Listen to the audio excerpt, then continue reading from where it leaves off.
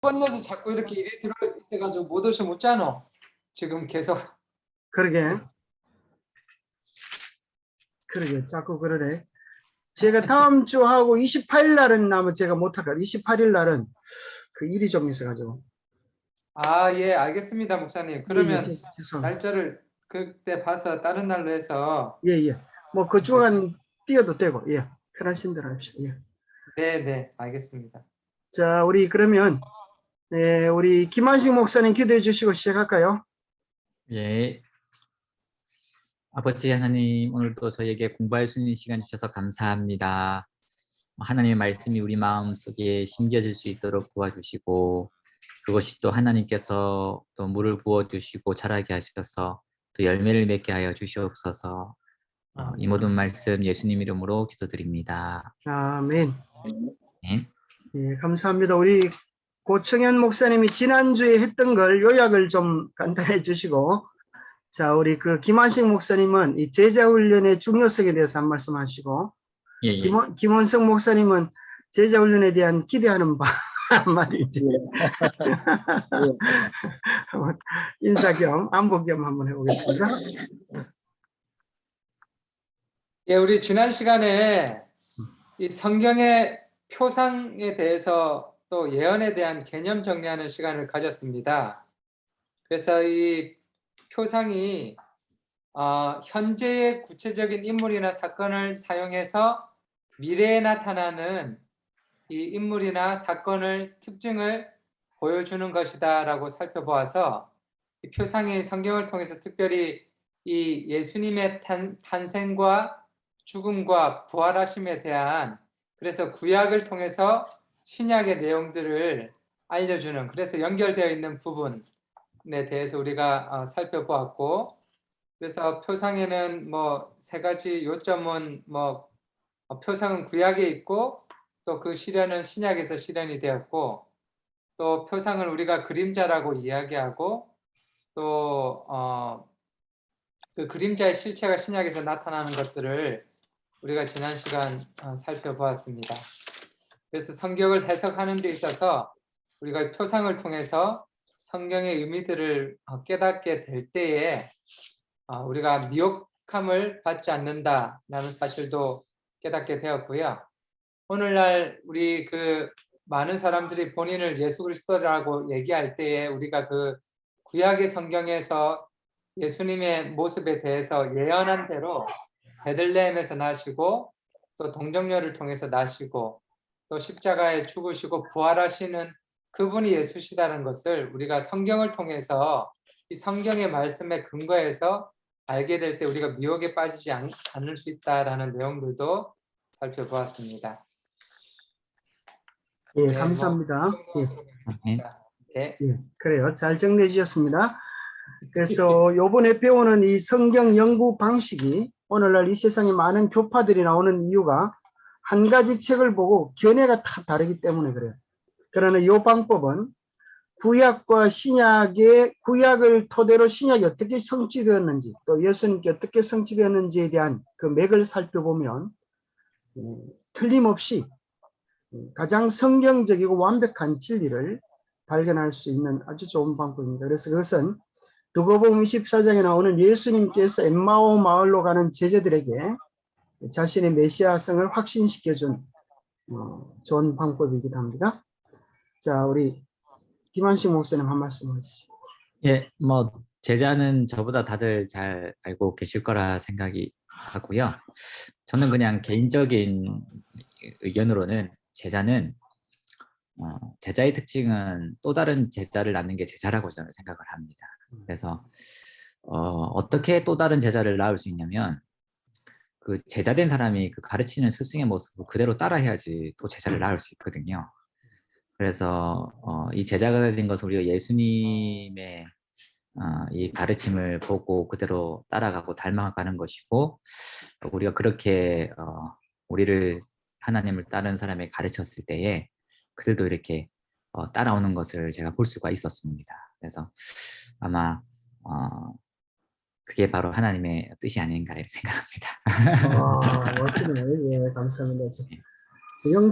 영적으로 자녀를 낳고 키우는 양육 방법과 같죠. 그래서 마치 정말 아담과 하와를 통하여 가지고 인류가 충만하게 했던 것처럼 생육하고 번성하여 땅에 충만하게 했던 것처럼 영적으로도 똑같은 원리가 적용됩니다. 그래서 사람이 결국 자녀를 낳고 양육하는 것이 인생의 중대한 목적 가운데 한 가지인 것처럼 영적으로도 계보를 이어나가는 아주 중대한 원리를 설명해 주셔서 감사합니다. 네, 김원성 목사님 어떻게 오시게 되니 동기와 더불어서 한번. 예.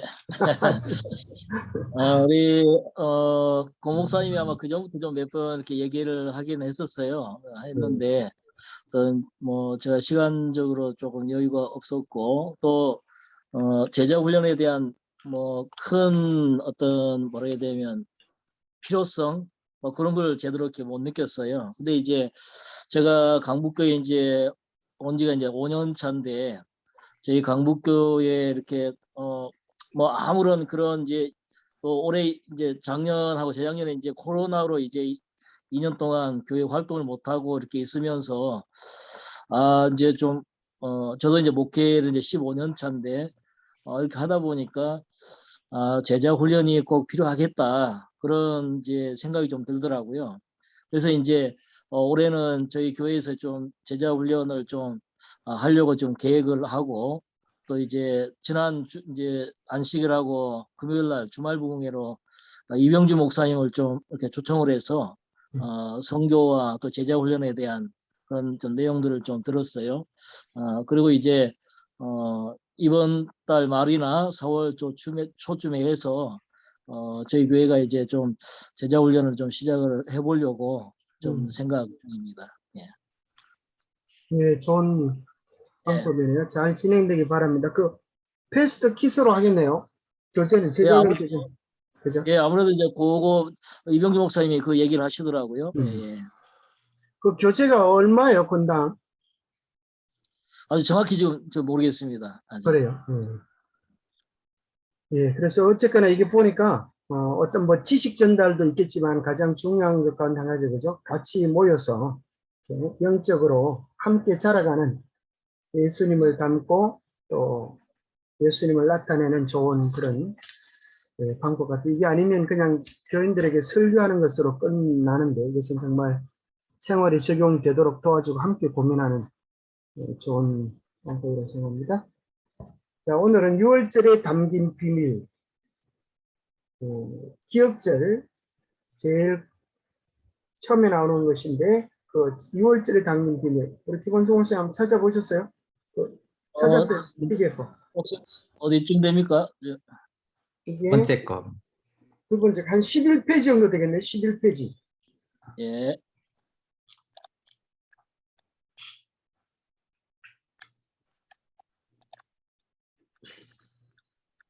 예. 찾으셨어요?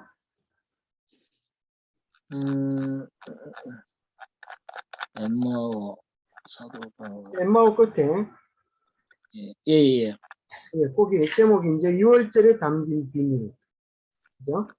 거기 보면 예수님의 십자가 사건을 고린도전서 5장 7절인데 예수님의 십자가 사건을 그냥 예수님이 돌아가셨다 그러지 않고 희생되셨다 그러지 않고 뭐로 얘기를 하시는가 하면 우리의 6월절 양, 그죠? 6월절 양 그리스도께서 희생되셨다. 6월절 양 곧 그리스도께서. 그러니까 이것이 예수님의 사건이 6월절 사건에 대한 실체라는 거죠. 예표적인 사건으로 6월절 사건이 이루어졌는데 그래서 6월절의 실체 되시는 그리스도께서 희생이 되셨다. 그래서 이번 교과를 통하여서 배우게 되는 중요한 것은 예수님의 메시아성도 표성학적으로 이제 증명될 수 있다는 거죠. 표성학적으로. 자, 1번 우리 김원식 목사님 네. 짧게 한번 해주세요. 네. 오늘 배울 내용은 지난번에 배운 성경 해석의 원리를 통해 실제적으로 적용해 보는 첫 번째 시간입니다. 특별히 구약의 유월절과 예수님과 어떤 관계가 있는지 살펴봅시다. 먼저 유월절의 배경이 되는 출애굽기 11장 1절에서 7절부터 읽어봅시다. 이스라엘을 출애굽시키는 한 가지 재앙은 무엇이었습니까? 그래서 출애굽기 11장 1절에 여호와께서 모세에게 이르시되 내가 이제 한 가지 재앙을 바로와 한 가지 재앙을 바로 애굽을 내린 후에 그가 너희를 여기서 내보리라. 그가 너희를 내보낼 때는 여기서 반드시 다 쫓아내리니 그 밑에 좀 내려가서 5절입니다. 애굽 땅에 있는 모든 처음 난 것은 왕위에 앉아 있는 바로의 장자로부터 맷돌 위에 있는 몸종의 장자와 모든 가축의 처음 난 것까지 죽으리니 그래서 여호와께서 애굽 사람과 이스라엘 사이를 7절에 구별하는 줄을 너희가 알리라 하셨나이다. 그래서 이스라엘을 출애시키는 한 가지 재앙은 여기서 바로 이 재앙이 무슨 재앙이냐면 장자 처음 난 것을 죽게 하는 이 재앙이었습니다. 그래서 이것은 구별하는 그런 하나님의 일하시는 거였습니다. 그죠. 이 장자는 이제 그 가게의 힘줄이고 대표적인 거잖아요. 그래서 다 죽어야 하지만 대표적으로 이제 장자, 이스라엘은 내 장자라 그랬죠. 그래서 이제 바로가 이스라엘을 바로가 이스라엘을 보내주지 않는 것이 대한 하나님의 심판으로 애굽의 장자를 다 죽이게 되는 그런 일이 일어나죠. 자, 그래서 이번 질문에 보면 이제 고청현 목사님 한번 대답을 한번 요약해 주시죠.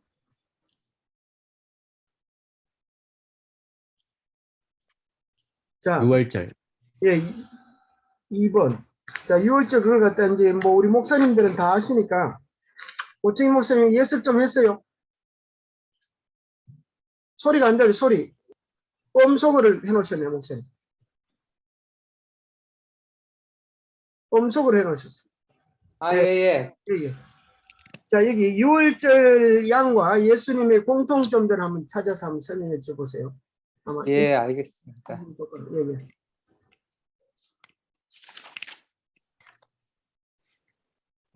여기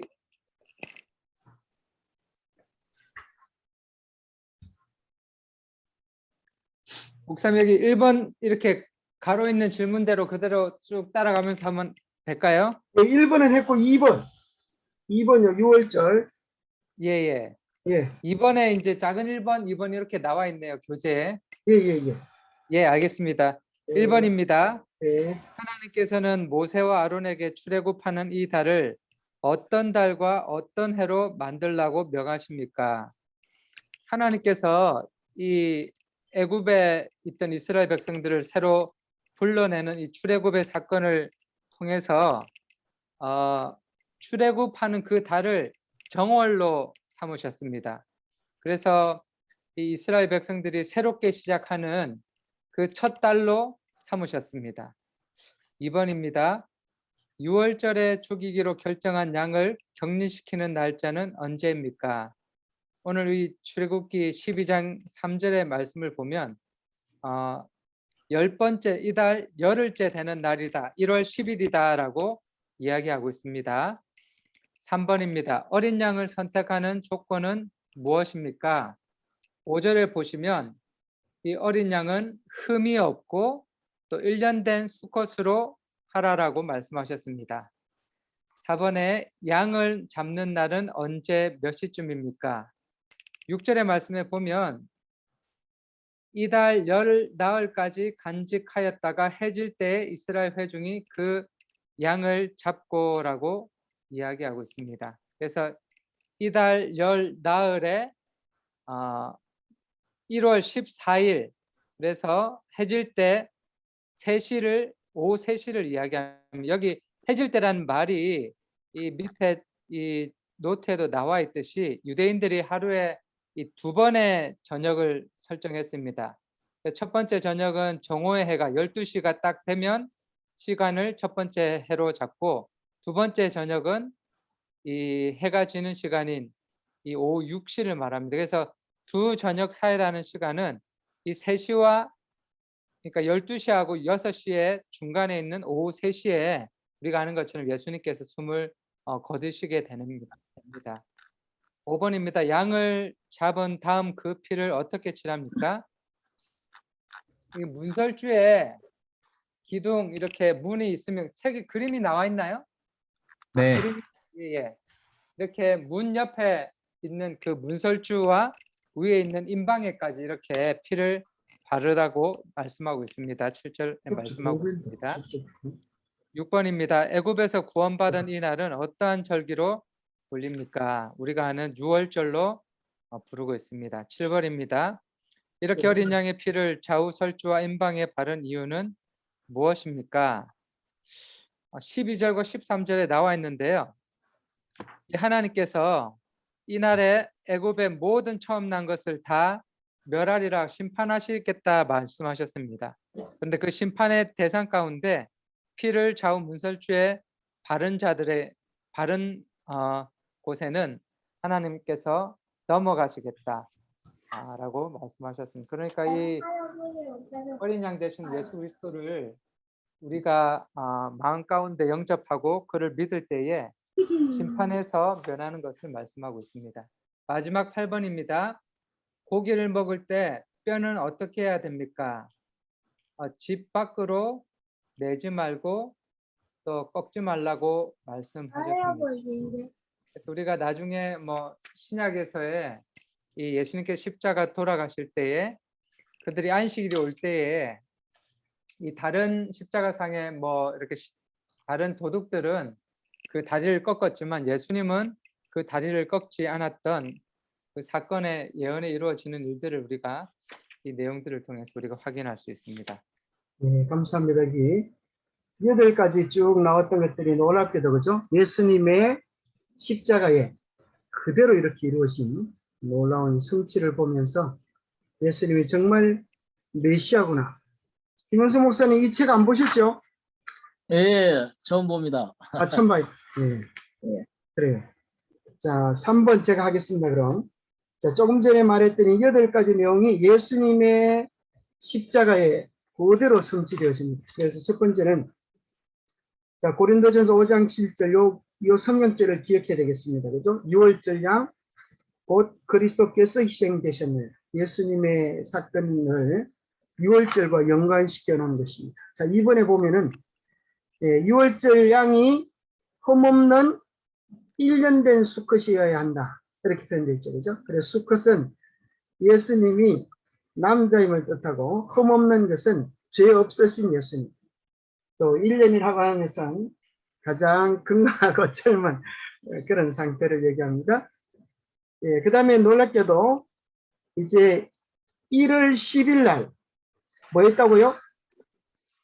양 6월절에 죽이기로 결정된 양을 격리시키는 1월 10일 날이 요한복음 11장 53절에 보니까 바로 예수님을 죽이려고 이날부터 모의를 했죠. 이날이 언제입니까? 아마 1월 예루살렘 입성 그 사건 같죠, 그죠? 그렇게 해서 이제 성전정결 성령 정결할 때 그런 경우가 있습니다. 그 다음에 자, 네 번째는 바로 이 예수님을 십자가에 못 박힌 시간이 놀랍게도 그죠? 오후 3시라고 하는 거예요. 그래서 유대력 그래서 여기 보면 우리 옛날 버전에는 몇 시로 되어 있어요? 여기 보니까 마태복음 자, 시간이 마태복음 어디 나옵니까? 여기 16장 2절.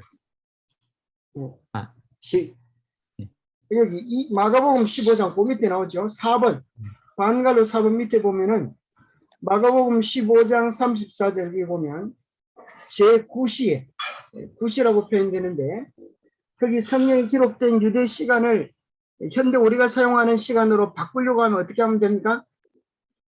플러스 6시간을 더하기 6을 하면 되죠. 근데 또 요즘은 현대인의 성경이라든지 이렇게 쉬운 성경 같은 데서는 바로 오후 3시로 이렇게 번역해 놨습니다.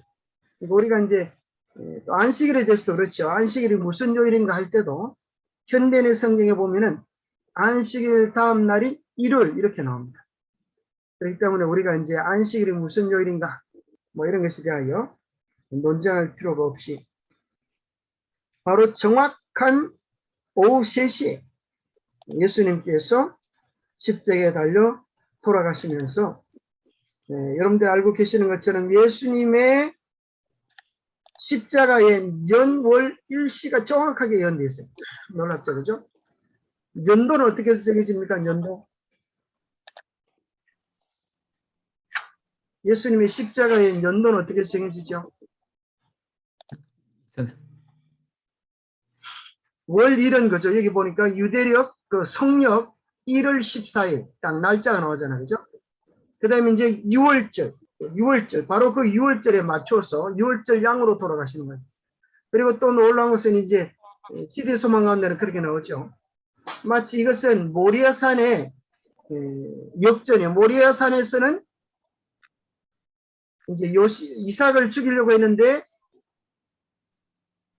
이삭이 살아나고 양이 죽었던 것처럼 십자가상에서 예수님이 6월절 양이 실제로 돌아가시고 바로 그 시간에 잡으려고 했던 양이 6월절 양이 그죠? 성소 휘장 위에서부터 아래로 찢겨지면서 지진이 일어나고 하는 그 광경 속에서 양이 도망을 칩니다. 바로 그것은 정말 정확하게 6월절 양으로서의 예수 그리스도가 예표된 사건이 정확하게 이루어지는 그 사건의 완성을 보여주죠. 성소 휘장이 위에서부터 아래로 찢겨지면서 이제 제사 제도가 다 완성되어졌음을 이야기해 줍니다. 자, 그럼 연도는 어떻게 정하죠? 연도?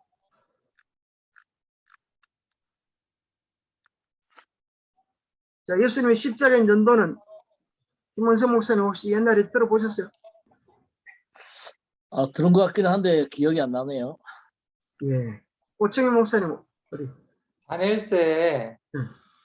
한때와 두때와 반때 할 때 그 기름 부으심을 입은 자 할 때 예수님 공생의 사역이고 그 해 절반에 죽으심 당하는 그 연도로 27년 말씀하시는 거 그 말씀 그렇죠, 그렇죠, 맞아, 그죠? 1회의 절반에. 자, 그것도 함께 이야기하면 좋겠어요. 그럼 연월일시가 정확하게 나오니까 그게 왜 중요하냐면 거기 보면 7일에가 나오고 62일에가 나오고 한 일회가 나오잖아요, 그죠? 그래서 7 더하기 62가 더해지면 얼마입니까? 69잖아요. 그리고 더하기 1을 해야 71회가 되는 거예요. 딱 모아져가지고. 그런데 이제 일반 개신교에서는 마지막 한 1회를 그때로 정하지 않고 먼 미래적 사건으로 이루어가지고 미래주의가 나오는 겁니다. 아주 중요한 것입니다. 그래서 바로 오늘 한국 개신교의 한 90%는 미래주의를 따르고 있습니다. 실제적으로 그 사람들은 요즘 일어나는 사건을 보면서 육적인 이스라엘이 회복될 날을 기다리고 있습니다. 얼마나 초점을 잘못 잡고 있어요. 그래서 바로 오늘 6월절의 십자가 사건이 예수님의 십자가의 연월 일시뿐 아니라 거기까지 포함해주고 있는 겁니다. 육적 이스라엘의 선택이 끝이 나고 이제는 그 복음의 계승자가 그죠? 육적 이스라엘이 아니라 누구로 전달되어져? 구약의 12지파인 것처럼 신약의 12제자 진리를 계승하고 끝없는 그리스도인들이 그 대를 이어갈 것을 우리는 이 사건을 통해 다시 확인하게 됩니다. 그래서 4번에 보면 제사 시간과 예수님의 성취 바로 오전 9시고 오후 3시다. 그죠? 그대로 이제 성취되어지고 또 여기서 이제 놀라운 것은 또 뭐 하는가 하면 자, 여기 보면 이제 5번에 보면 아까 이거 앞에 5번에 보면 나오는데 여기서는 설명이 안 되어 있네요. 5번에 보면은 우리 아까 고청희 목사님 얘기할 때 집 좌우 문설주와 임방에 바르라.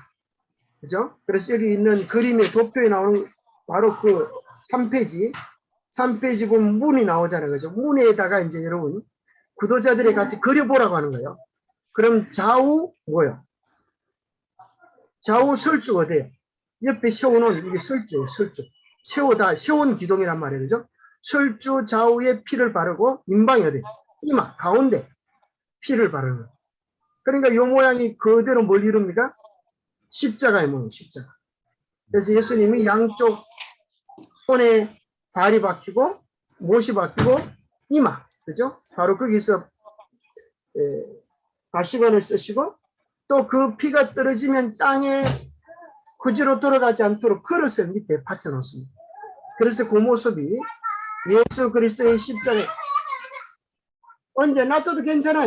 그게 우리 손주가 미국에서 놀러 와가지고 할아버지하고 공부하고 싶어가지고 막 우네.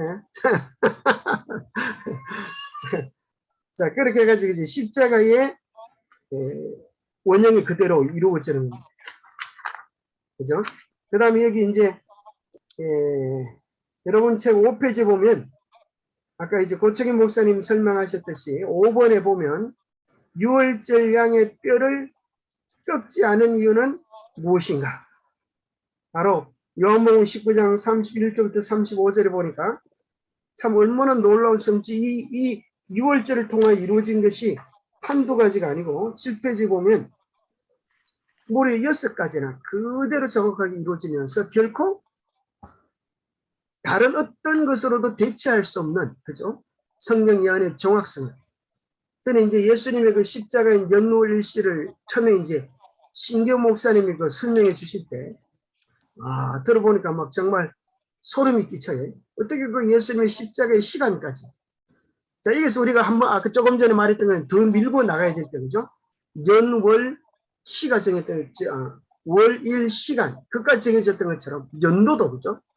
다니엘서 7장 그 사건을 통한 연도도 정확하게 이루어졌다고 하는 그런 사건의 정확성을 통해 가지고 그 예언적인 사건도 좀 다루어주면 좋겠다고 생각합니다. 그래서 여기 오늘 그러니까 이 내용들이 다 이제 이루어지는 겁니다. 그죠? 6월절 사건에 그대로 이루어지는 거죠. 자, 5번. 요거는 약간 좀 이렇게 들어보지 않은 설명이지만 뭐 이렇게도 설명할 수 있다라고. 이거는 뭐 5번에 대한 문제는 뭐 이렇게 진리라고 주장하기보다는 그냥 뭐 이렇게 생각할 수도 있지 않겠나 한번 생각해 보면 좋겠습니다. 우리 고청인 목사님 읽고 한번 설명해 주시면 5번 기타 영적 의미. 기타 영적 의미, 양의 고기와 쓴 나물, 무교병의 의미를 알아봅시다. 어린 양의 고기는 무엇을 의미합니까? 우리가 성만찬 때도 떡을 먹는다 할 때 그 떡을 설명할 때 우리가 생명으로 이렇게 설명하듯이 요한복음 6장에 나와 있는 것처럼 우리가 예수님을 하늘에서 내려온 살아있는 떡, 또 이 떡을 먹어야 영생한다, 또 세상의 생명을 위한 내 살이다라고 이야기하듯이 이 어린 양의 고기는 이 생명을 의미하고 있습니다. 2번입니다. 불에 구워 먹는다는 것은 무엇을 의미할까요?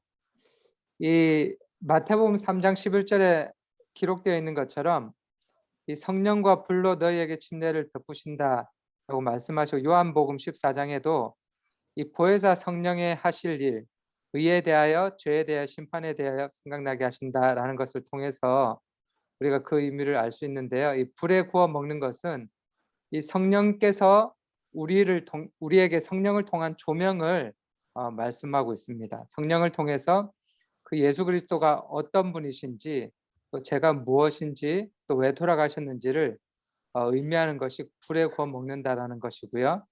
세 번째, 쓴 나물과 함께 먹는다라는 것은 우리가 이 쓴 나물을 보통 이 죄악과 고통을 해석하고 있습니다. 여기 예레미야 23장 15절과 또 예레미야 애가 3장 15절에도 나와 있는 것처럼 그래서 우리가 쓴 나물을 함께 먹는다라고 할 때 그 애굽에서 이 유월절을 기념하면서 애굽 백성들이 노예 생활을 하던 때의 고통을 상기하는 것처럼 우리가 이 죄를 깨닫고 죄에 대한 이 회개를 쓴 나물을 함께 먹는다는 것은 죄를 깨닫고 죄에 대한 이 회개와 애통함을 우리가 가지는 것을 의미하고 있습니다. 예, 감사합니다. 그렇게 이해되니까 그렇죠? 아주 좋은 것 같죠? 불로 구워 먹는다 이럴 때 성령으로 이렇게 말씀을 볼 때 날고기로 먹지 말고 불로 구워 먹는 거 성령의 인도하심을 따라서 불은 이제 성령이니까 그렇게 적용하게 됩니다. 그렇죠? 그래서 이렇게 하면서 처음 이제 성경을 연구하는 사람들에게 이제 신천지는 짝을 맞춘다 그러잖아요. 근데 이건 짝이 아니라 그죠. 성경의 전체의 맥을 그냥 흐름을 서로 연결시켜서 오늘 우리에게 주는 현대적 의미로 깨닫게 하고, 또 이 표상적 의미가 어디에 적용되어져? 예수 그리스도의 메시아 사건으로 바로 적용되어지기 때문에, 그러니까 구약이 신약이 어떻게 이루어지고 또 예수 그리스도께 어떻게 이루어졌는가 하는 이것이 성경 해석의 바른 원리라는 거죠. 그래서 이 표시가 나오는 것처럼 X자 있잖아요. 구약과 신약. 그 다음에 이제 중간에 이 X자 가운데 십자가를 세워둘 수 있다고 생각해요. 십자가를 이렇게. 그림을 한번 그려보세요. 그래서 구약과 신약의 완성을 통하여 뭐가 드러나도록? 그리스도께서 드러나시대요. 그죠? 그래서 마치 샛별이 너희 마음에 떠오르기까지 이것을 주의하는 것이 감이라. 그런 것처럼 성경을 연구하면 연구할수록 그리스도가 메시아 되심을 더 밝게 깨닫고, 이거 이제 여러분들은 목사님들이시기 때문에 이미 다 알고 계시는 것이어서 대충 넘어갔지만, 부도자들을 가르칠 때 하나씩 하나씩 꼬집어 가지고 그죠? 정확하게 예언의 성취의 정확성들을 이야기해 주면 참 정말 좋은 그런 강목이라고 생각합니다. 이제 그 결심하는 것도 이제 하시고, 여러분들이 뭐 다 아시니까 다음 과도 한번 해볼까요? 제3과 새 생명의 탄생의 비밀. 그것도 마쳐야 될 것 같습니다. 3시까지니까 30분 내에 우리 반 지나가고 여러분 다 하시는 거에 감사드리겠습니다. 자, 요거는 이제 뭐 하는데 써놓은 거 하면은, 요게 원래 이제 만든 요 배경이 하현일 장로죠. 그분이 이제 임마누엘 전도단 할 때 아마 이걸 쓰신 것 같아요. 저도 연구를 잘 하셨는데, 거기 이렇게 개편된 것 같습니다. 요거는 이제 흔히 개신교인들을 만날 때 침례인가 세례인가 이 부분을 아주 성경적인 표성학적으로 이렇게 정리해서 설명해 주는 것입니다. 그래서 일반 하현일 장로님이 침례교회에 가서 일반 목사들 모인 곳에서 이걸 설명해 주니까 침례교회보다도 침례에서 더 깊이 이해한다고 아주 감탄을 하더라. 그래서 자, 그럼 이제 우리가 예수님의 부활을 어떻게 기념하는가? 일반 개신교는 이제 부활절을 통하여 부활을 기념한다 그렇게 이야기하지만, 성경 속에서는 부활절을 지키라고 하는 구절이 하나도 나오지 않습니다. 그러면서 부활을 어떻게 우리가 기념하고 지키는가 하는 것이 베드로전서 3장 21절입니다. 자, 베드로전서 3장 21절 우리 읽고, 우리 김원성 목사님 그래도 부활과 어떻게 침례가 연관성 있는지 한 말씀 한번 해주시죠. 어디 읽으면 되죠? 새 생명의 탄생의 비밀. 그 다음 과 찾으셨어요? 예, 예. 예, 예. 그 나오는 기억절 읽고 기억절요? 서론 한번 읽고 한번 침례와 부활의 어떤 연관성에 대해서 목사님 나름대로 이해하시는 한 말씀 해주시죠. 베드로전서 3장 21절입니다. 물은 예수 그리스도께서 부활하심으로 말미암아 이제 너희를 구원하는 표니 곧 침례라 그랬습니다.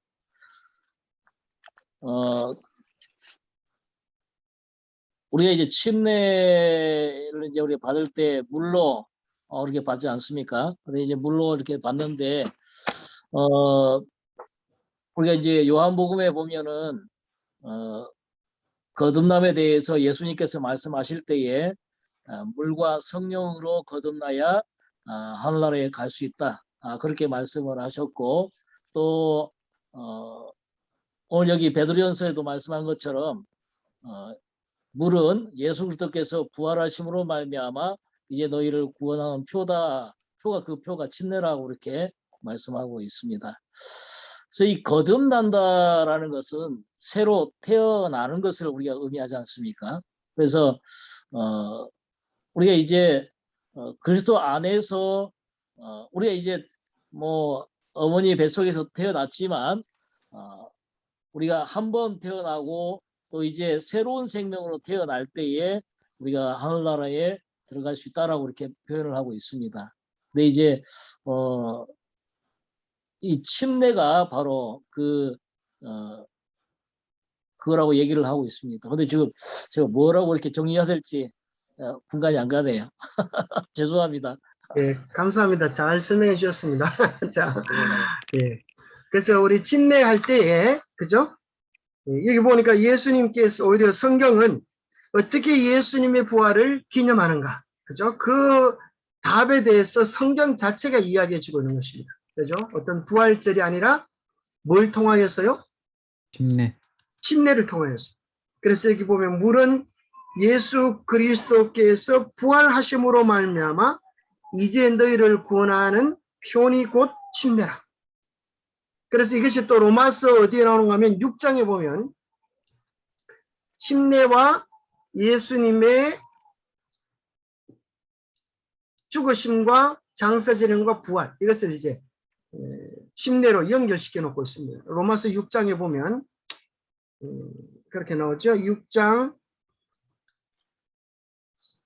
전체 1절부터 쭉 나오지만은 그 가운데 이제 11절까지 가운데 1절부터 11절이 다 그 내용인데 5절에 보면 만일 우리가 그의 죽으심과 같은 모양으로 연합한 자가 되었으면 또한 그의 부활과 같은 모양으로 연합한 자도 되리라. 그래서 물속에 들어가는 것이 뭐고 죽는 것이고 물속에 있는 것이 장서지르는 것이고 일어나는 것이 부활이라는 거예요. 실제적으로 침례는 내가 죽고 그리스도께서 내 안에 사시는 것을 영원히 기념하는 정말 아주 중요한 예식입니다. 그런데 세례는 그 예식을 간소화시켜서 그것을 나타낼 수가 없어요. 물속에 온전히 들어가서 장서 지내는 것이 단지 한 모양, 그냥 모양만 간편화해서 한 것인가 아니면 정말 성경적인 깊은 의의가 있는가 없는가를 오늘 이제까지 배웠던 구약과 신약이 짝을 맞추면서 이루어가는 표상학으로 그렇게 연구를 해보면 좋겠습니다. 그래서 여기 보면 특별히 그런 말이 나오죠. 하나님도 한 분이시오. 그죠? 우리 구주도 한 분이시오. 하나하나 이야기하면서 성경은 뭐라고 하냐면 침례도 하나요. 그렇게 표현해주고 있어요. 어디에 나오죠, 성경? 에베소서에 나오지 않나요? 그죠? 에베소서에. 성령도 하나요, 침례도 하나요, 예, 거기 믿음도 보면, 하나요, 주도 하나요, 한 분이시오. 그죠?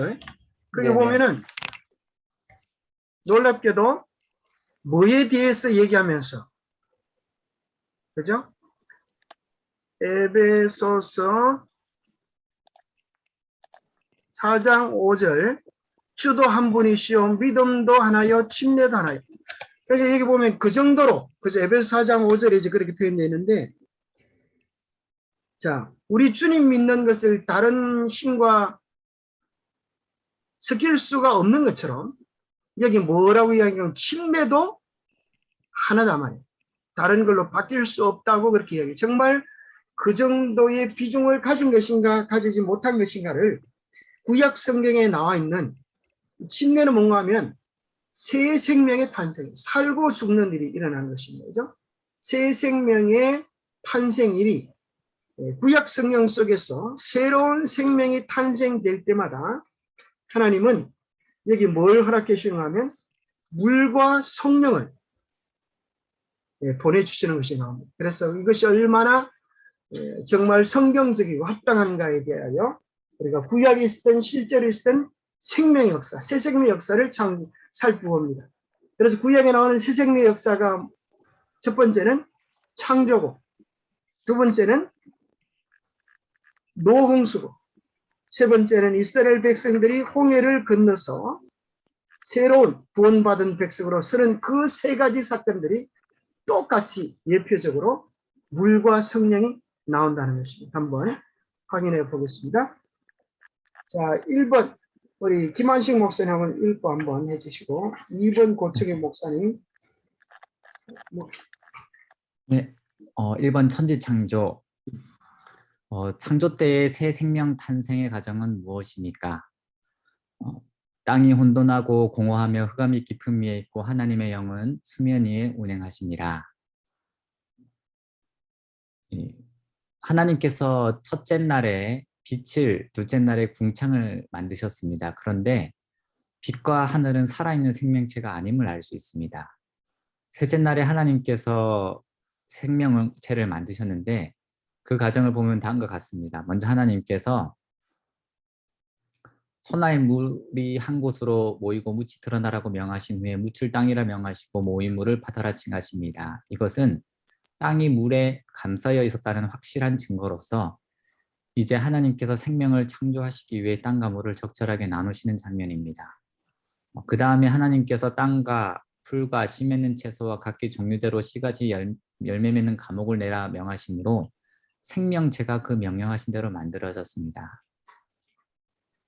이는 생명이 진화가 아니라 각기 종류대로 창조되었음을 분명히 증거합니다. 이상을 정리해보면 이 성령께서 물에 역사하심으로 물에 덮여있던 땅이 물에서 나오고 그 땅 위에 비로소 살아있는 생명체가 창조됨을 알 수 있습니다. 예, 그죠?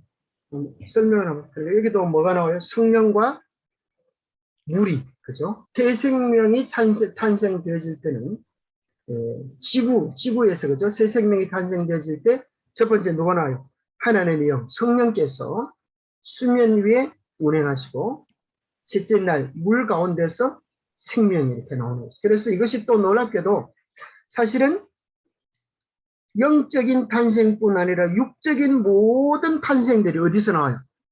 물에서 나와요. 그죠? 이 창세기 1장에 나오는 이 사건이 어디에서? 어머니 뱃속에서 일어나요. 놀랍지 않아요? 그죠? 어머니 뱃속에서. 어머니 뱃속 어디서 나와요? 자궁, 아기의 궁경. 자궁 속에는 뭐가 있어요? 양수가 있잖아요. 양수. 그죠? 양수. 그게 물이에요. 물 속에서 생명이 나오는 거예요. 그런데 이제 그 옛날에 그 복제양 돌리 있잖아요. 복제양 돌리. 그것이 이제 인공적으로 한 거예요. 인공적으로 수정란 속에 이제 그 정자를 집어넣어가지고 이렇게 양을 한 것인데 그 양이 이 수정되기 위해서, 그죠? 정자와 난자가 수정되고 또 그것이 이 계속 셰프가 분화되기 위해서 무슨 일을 했을까요?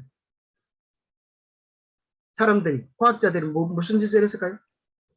전기를 계속 부르고 찌직 그러는데 그 이상훈 박사 그러잖아요. 바로 그것이 뭔가 하면 한 생명이 탄생되어진 데는 반드시 물과 성령이 함께하는 거예요. 그죠? 놀라운 것이죠. 그래서 비록 새 하나도, 그죠? 새 하나도, 강아지 하나도 생명이 물과 성령의 도우심 속에서 이렇게 생명이 탄생되는 것을 보게 되는 거예요. 자, 2번 우리 노홍수 속에는 어떻게 물과 또 성령이 나타나는지 우리 고청희 목사님. 네, 노아의 홍수 때 어떤 과정을 거쳐 죄악된 세상이 재창조되었을까요? 우리가 아는 것처럼 이 천지 창조를 우리가 지구로 보았을 때요. 지구층에 이제 물층이 덮여 있었고 그 물층이 이제 위에서 물층이 하늘에서 내리고 대기권 밖에 있는 물층이죠. 그 물이 다 하늘에서 내리고 또 밑이 땅이 갈라져서 있는 물들이 다 올라오고 하면서 이 물로 인해 가지고 다 이 죄악된 세상이 심판을 통해서 물로 죄악된 세상이 되었는데 그때 하나님께서 여기 창세기 7장에 있는 것처럼 하나님께서 바람을 부십니다. 그래서 오늘날 우리가 아는 것처럼 이 하나님이 바람을 땅에 불게 하심에 불이 줄어들었다 해서 우리가 남극과 북극에 있는 그것이 오늘날의 빙하로 알고 있는데요. 이 노아 홍수 때 인간의 운명이 다 물로 통해서 장사됨으로 심판을 받았지만은 하나님께 말씀에 순종했던 이 노아 가족들은 물에서 다시 구원을 받고 새 생명을 얻어서 새 인생이 시작되었습니다. 그 다음에 질문이 이번 요거에 다네요. 예. 네네. 자, 여기 이제 얘기하시면서 여전히 뭐가 나와요? 물과 성령이 나옵니까? 성령은 어떻게 나오죠? 하나님의 바람을 땅 예. 위에 불게 하셨다라고 이 바람이 예, 바람이 예, 그죠? 예.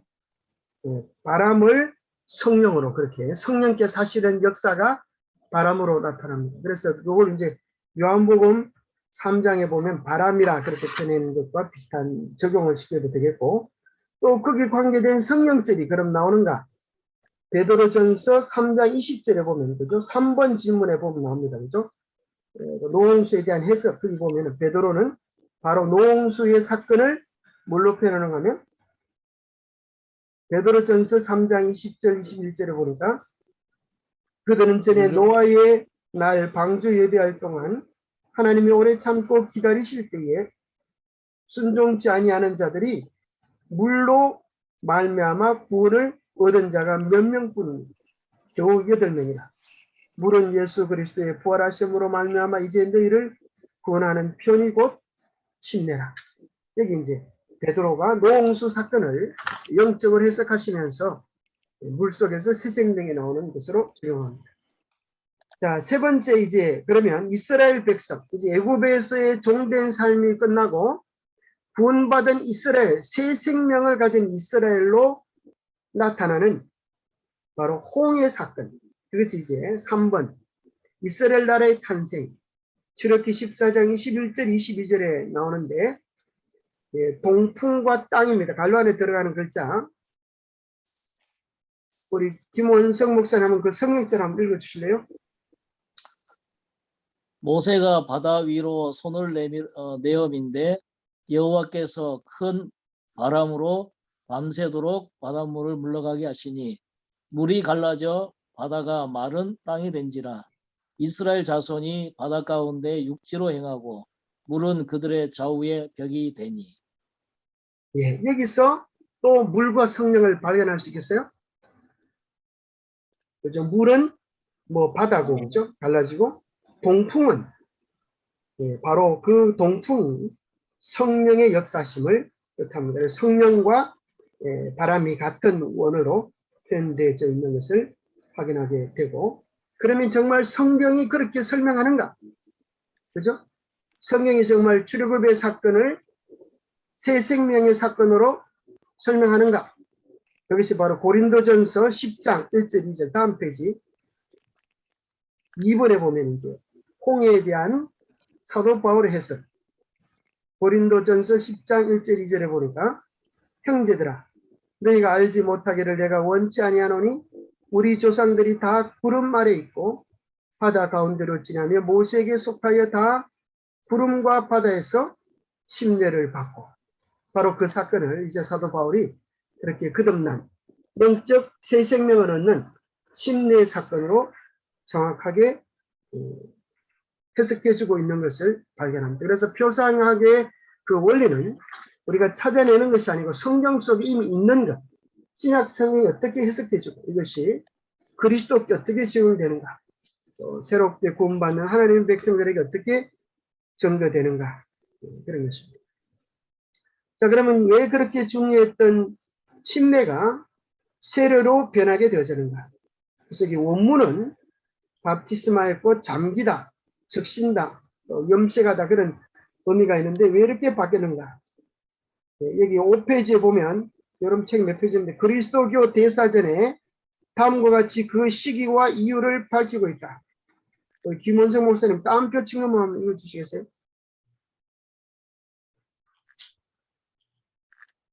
예. 찾기 좀 힘들면 제가 그냥 알려드릴게요. 줄 치는 거. 초기 교회에 있어서 적어도 12세기까지는 세례는 침례가 보통이었다.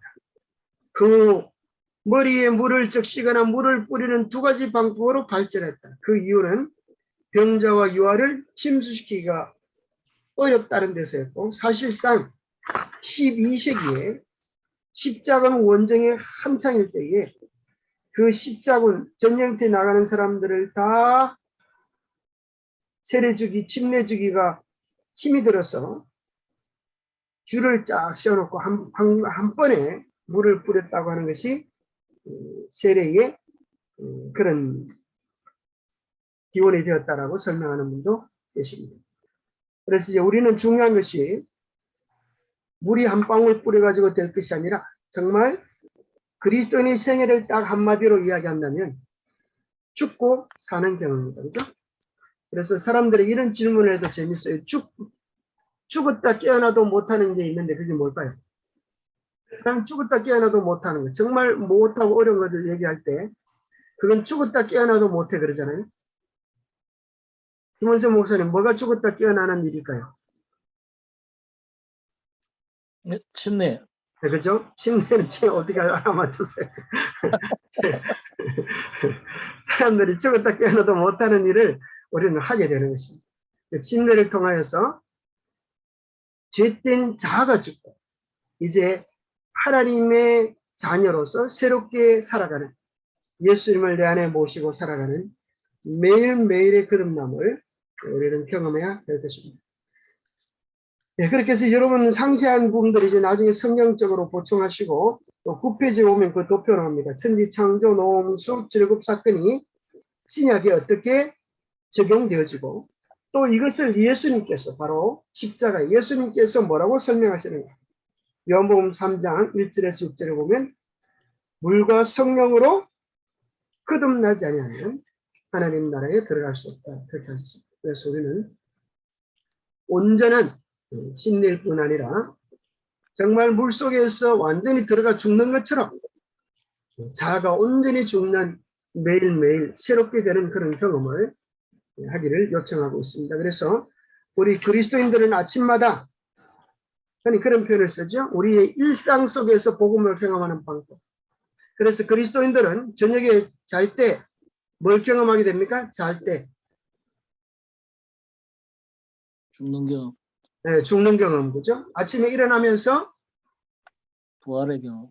부활의 경험. 그래서 아이고 피곤한 하루가 시작되니 이렇게 하면 안 되고, 이야 하나님 새 생명을 주셔서 감사합니다. 이렇게 그렇게 희망차게 일어나시고, 또 우리가 매일 숨 쉬고 호흡하는 것은 하나님께서 왜 하루에 3번 밥을 먹도록 하셨나? 그건 뭘 깨닫게 하기 위하여 주시는가 하면 우리의 생명이 스스로 존재하는 것이 아니고 하나님을 의탁하여서 그렇게 살아갈 수 있는 그런 자를 뭐라 그래요? 자존자가 아니고 의존자로서 그렇게 살아갈 수 있는, 마치 포도나무 가지가 나무에 붙어서 생명을 유지하는 것처럼 주님을 의지하면서, 그래서 우리가 하나님의 사랑을 모른다고 해도 우리의 콧구멍이 그죠? 뭐 하면서 하나님 만드신 공기를 들이키면서 우리 입이 하나님의 사랑을 먹으면서 우리의 생명이 유지되고 있습니다. 그래서 우리는 매일 영적으로 죽고 또 새롭게 거듭나는 그 비밀을 배우고 또 실천하면 되겠습니다. 그래서 이걸 나름대로 보충하셔서 잘 설명하시고, 여러분들이 훌륭한 지도자들이기 때문에 핵심적인 부분만 좀 다뤄드렸습니다. 혹시 뭐 질문 있으십니까? 그래서 요거 과에서는 이제 제목에 이 두 번째 저희가 배운 거 제목은 새 생명의 탄생의 비밀이라고 하셨는데, 예. 예, 그래서 이게 제가 느낌으로는 그냥 여기서 중요하다고 여기는 건 성령이라고 제가 느껴졌습니다. 그래서 그렇죠. 예, 성령이 무생물인 물에 임했을 때 이 무에서 유를 하나님이 생명체를 창조하신 것처럼 우리도 이 죽은 우리의 이 몸에 성령이 임할 때에 또 이렇게 새 생명을 또 주신 거 아닌가, 이런 저도 생각이 좀 약간 들었습니다. 아멘. 좋은 말씀입니다. 예. 자, 성령께서 하시는 사역, 그걸 갖다가 우리 좀 김한식 목사님 설명해 주시죠. 성령이 역사하십니다. 성령 충만하다, 이런 걸 어떻게 좀 정의할 수 있겠습니까? 이제 사실 제가 성령 충만하지 않아서 성령 충만하면 성령이 제일 임하면 이상하게 제 마음에 제가 제일 많이 보이더라고요. 예. 그래서 죄를 제일 먼저 깨닫게 해주시는 것 같아요. 제가 죄인이라는 것을. 예. 성령을 받으면. 그리고 이제 내가 할 수 없음을 깨닫고 이제 하나님의 굳게 의지할 수 있도록 이렇게 해주시는 것 같은데, 그래서 예, 음, 내가 죽지 않으면 성령을 받을 수 없는 것 같습니다.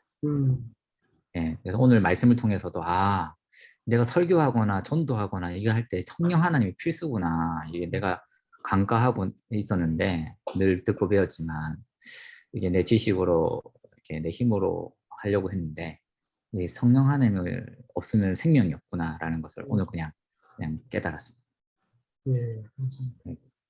마치 컵 속에 그죠 물이 담겨 있으면 공기가 네. 들어갈 수 없잖아요. 그죠? 물을 비우는 것만큼 공기가 들어가듯이 자아가 비워지는 것만큼 성령이 채워지는 것 같아요. 근데 성령을 저는 이렇게 표현하면 어떨까 싶어요. 성령의 중요한 사역이 내 안에 계신 그리스도. 한번 생각해 보세요. 성령 사도 바울 속에서 사도 바울은 서신 속에서 계속 강조하는 것은 그리스도께서 내 안에, 내가 그리스도 안에, 이것을 굉장히 강조해요. 그래서 그리스도가 내 안에 모시고 내 안에 주인 되어 사는 삶. 그래서 우리의 의지나 생각까지 성령께서 온전히 통치하시는. 그래서 성령의 열매라고 했잖아요. 성령의 열매. 우리 어떻게 성령의 열매를 맺는가? 그건 내 안에 예수님이 계셔서 달리는 열매예요. 그죠? 성령의 은사도 결국은 성령의 열매는 성령 예수님 안에 계셔서 바뀌어지는 품성이라고 하면 성령의 은사도 예수님 내 안에 계셔서 우리의 재능과 은사들을 활용하여서 주님의 역사를 이루어 가시는 거죠. 그래서 이제 오늘 이 시대에 가장 중요한 우리의 관심과 애정은 어떻게 하면 성령 충만한 삶, 그리스도와 긴밀한 그리스도를 내 안에 모시고 살아가는 그런 경험이 있다. 또 비유적으로 그죠?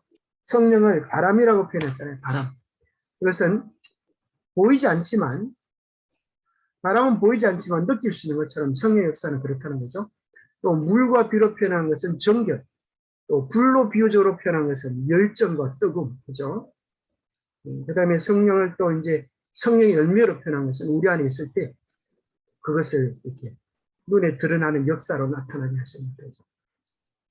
어쨌거나 참 성령에 대한 좋은 지적을 우리 김하신 목사님 해주셨습니다. 그래서 여러분 결국은 이제 여러분들이 이 책을 여러분 걸로 만드시기 위해서 예습과 복습을 잘 철저하시면 자 후반기 이번 배우는 그 행복한 길의 그 흐름을 잠깐 말씀을 드리면 1과부터 6과까지는 성령 해석법, 여기 성령 해석법에 기초해 가지고 우리 교회 특수 교리들 6월 십자가에 대한 그리스도의 메시아성, 또 침례, 또 일요일과 안식일, 또 영원 지옥설, 영원 불멸, 또 뭐 요런 것들 핵심적인 이제 우리 중요한 교리들이 표성학적으로 설명되어지는 것들을 설명해주고 그 다음에는 이제 뭔가 하면 다니엘서 2장부터 계시록 20장까지 나오는 예언 핵심 연구입니다. 요걸 가지고 이제 정말 재림 신자로 준비되는 그런 중요한 과정입니다. 그래서 요 행복한 길 제2권도 반드시 우리 그 교인들이 그죠? 배우고 가르칠 수 있도록 이렇게 무장되면 참 좋겠다고 생각합니다. 그래서 여러분들이 잘 알고 계신 것이지만 다시 잘 정리하셔서 어떻게 좀 더 효과적으로 교인들을 양육할 수 있을까? 우리 김한식 목사님 말씀하셨듯이 문제는 가르침이 아니고 어떻게 우리가 개인적으로 예수님과 더 깊은 삶, 교제하는 생명의 관계를 유지하며 살아갈 수 있을까? 그렇게 고민하시고 또 많이 기도하시면 좋겠습니다. 예, 고청현 목사님 기도해 주시고 마치겠습니다. 참, 책 한번 하죠. 사진 한번 찍겠습니다. 책, 또 이거 뭐, 나중에. 책 혹시 다 있으시면. 보니까 뭐, 이거는 또 인정샷을 해야 또 이제 우리 그 졸업장을 딸 수 있다고 해서. 자, 하나, 둘, 셋. 자, 나중에 캡처하겠습니다. 감사합니다. 자, 우리 고청현 목사님 기도하고 마치겠습니다. 고 목사님 소리 키시고요. 그 음소거 돼 있어요. 예.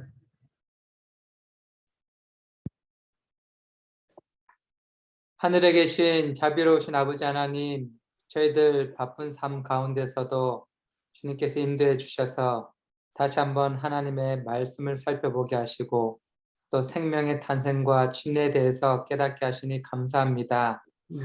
아버지 하나님, 우리가 성경의 내용들을 깨닫고 이해하지만 정말 저희들 심령 가운데 하나님의 성령의 역사를 필요로 합니다. 하나님께서 저희들을 긍휼히 여겨주셔서 오늘도 성령이 저희와 함께 하심으로 저희 마음 가운데 새 마음을 가질 수 있도록 도와주시고 네. 저희들 모습 가운데 죄를 깨닫게 하시고 또 하나님을 의지할 때에 하나님의 성령께서 함께 하시고 새 마음 가운데 희망을 주시고 또 복음의 확신을 허락해 주셔서 오늘 하루도 우리가 감사하며 담대히 살아갈 수 있도록 도와주시옵소서. 네. 또 우리 제자 모임을 인도해 주신 우리 변영기 목사님에게 더 큰 지혜를 주셔서 저희가 준비하는 모든 과정 가운데 많은 것들을 깨달아 알 수 있도록 주님 건강을 주시고 또 능력을 더하여 주시옵소서. 또 저희가 받은 바 은혜를 가지고 우리 성도들을 잘 먹일 수 있도록 주님 인도해 주셔서 저희가 가르치는 일에 부족함이 없게 하시고 또 열매를 잘 맺을 수 있도록 도와주시옵소서. 오늘 이 시간을 통하여 하나님께 감사하며 사랑이신 예수님의 이름으로 기도드렸습니다. 아멘. 예, 감사합니다. 수고했습니다. 김원수 목사님 환영합니다. 예, 다음 주에도 시간 되면 한번 오세요. 예, 예, 감사합니다. 예. 감사합니다. 오늘 김원성 목사님이 예. 저희랑 이렇게 한 번도 안 해보셔가지고 예. 조금 오늘 조금 이렇게 좀 빡빡하게 복잡했다 좀 느끼셨을 것 같아요. 원래는 좀 나눔도 하고 우리가 정식 버전으로 하면 천천히 이렇게 하는데 맞아. 오늘 중간에 오셔가지고 또 예습도 안 된 상태에서 하셔가지고 아마 좀 어려움이 좀 많으셨겠다, 좀 딱딱했겠다 그런 생각이 듭니다. 목사님, 저는 개인적으로 예. 여기 이 시간을 이렇게 갖는 것이요, 예. 제 개인에 큰 영적인 힘을 줍니다. 그래서 우리 사부님한테 이렇게 직접 보고 듣고 이러면 마음에 잘 받아들여집니다. 아이고, 오늘 이렇게 서로 전에 우리 리더십, 그 성김의 리더십 할 때 그 변 목사님 생각이 많이 났습니다. 그래서 리더의 모습을 생각해 보라고 할 때 제가 말씀하고 싶었는데. 아이고, 감사합니다. 환송합니다. 예. 우리 고창현 목사님 그 녹음한 거는 나중에 좀 보내주십니까? 예. 그 보니까 올 권성열 목사님이 안 들어가지고 이제 그걸로 공부를 해가지고 올려드릴게요. 예, 저 올려주시면 제가 배우도록 하겠습니다. 한 번 더. 예. 어쨌거나 여러분들이 복서 예습을 많이 하시고, 그죠? 교인들도 자꾸 가르치도록 이렇게 유도하면 참 좋을 것 같아요. 그래서 사실 사람들이 들어서 아는 게 아니고, 그 우리 교재에 보니까 그런 게 나와요. 가르칠 때, 그죠? 더 많이 깨닫고 배우게 됩니다.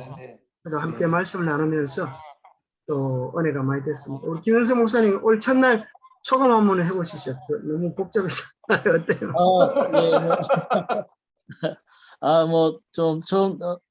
좀 미리 좀 시간적인 여유가 좀 있으면 좋겠는데, 오늘 또 제가 금방 이렇게 오전에 방문하고 점심 먹고 이렇게 금방 갑자기 들어오다 보니까 정신을 좀 못 차렸습니다. 일단 다음에 아무튼 잘 한번 해보겠습니다.